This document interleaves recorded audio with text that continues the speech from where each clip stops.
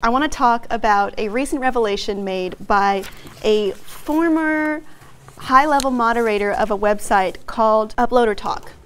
There was a man named WDF, we don't actually know his name, who was a high-level moderator of a forum for people who upload videos and other files online. And it was called Uploader Talk. It was an offshoot of a W Junction, which is a much bigger site, after this WDF character had been it wasn't really clear what happened to him, but he had somehow been banned from the site. And it turned out that, well, it had been going on for a year, and then he suddenly closed the site and made the announcement that he is now working with an anti-piracy group and is handing over everyone's data to it to ostensibly be used to,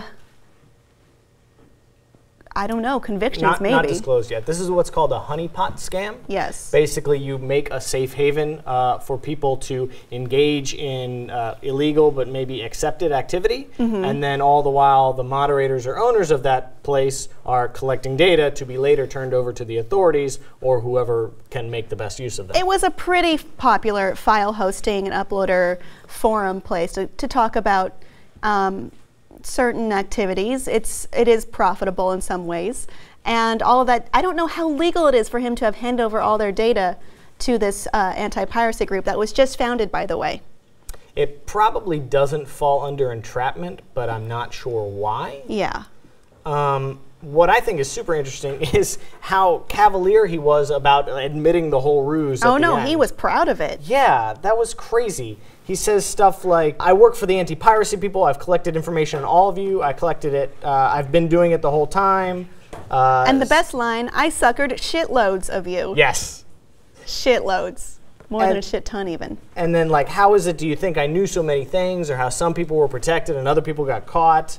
I'm already working with a different ID, a new persona, and I'm still collecting data. You'll never know who I will be or where I will turn up. I work for Nuke Piracy now. That sounds like a challenge. Yeah, it really is. And I would kind of be interested to see how that pans out. And I don't understand exactly why he had to do that other than for the notoriety.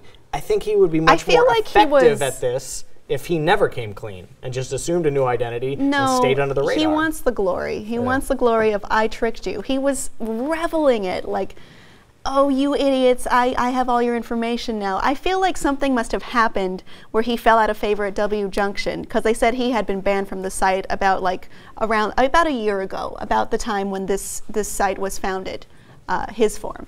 So I feel like he was trying to get the people who marginalized him or something. I guess it was the thing that people suspected he was doing something like this but couldn't prove it, didn't know who he was or who he was working with or what exactly he was after. But a lot of people were distrustful of him, and now rightfully so. Yeah, well, there's a lot of paranoia, and I think rightfully so in this. And there's going to be more now, because who can you trust? I mean, I don't know what private companies like Nuke Piracy are going to do with that data, because legislation, as far as the government is concerned, has been stalled. You don't think there's no way that they're going to turn over this information to authorities? Well, I don't know what the authorities or use the will private do with data, like ISPs and maybe like physical addresses to do something. I don't think the government is so much interested in this information as the large companies that are being hurt by piracy the most want that information. We'll see. So that they can personally sue these people for illegally downloading or illegally uploading this stuff. Yeah, pretty much everyone who was on that site is now in a lot of trouble, probably.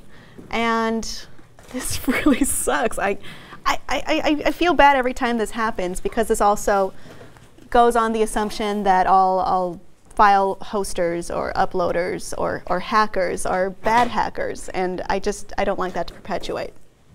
Is the system broken? Yes. It's proven that for the most part the illegally downloading of media actually helps the profits for the companies. It's more word of mouth, it's more people seeing the product, it's more people getting excited about sequels and whatnot. And if you are making good stuff, then it helps, because people then turn around and actually spend money and buy your product. Yeah. Well, however, this activity is illegal, and these people participating in it knew that.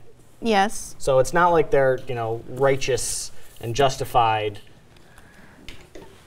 There's a certain level of dishonor here, and I would say... I don't agree with it. at all. I don't think there should be any punishment for activity of this, you know, downloading movies and music. You're right, though. There's a difference between what is actually the law and what we may disagree with that is a law. Exactly. So that's where it comes down to.